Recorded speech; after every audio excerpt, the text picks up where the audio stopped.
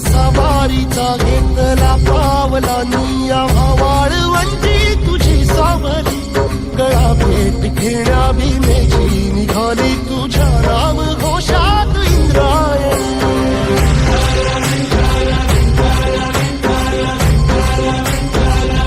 भिडे आसमंती ध्वजा वैष्णवांची उभी पंढरी आज नानावली तुझे नाव ओठी तुझे रूप ध्यानी जीवाला तुझी आस गाला घरी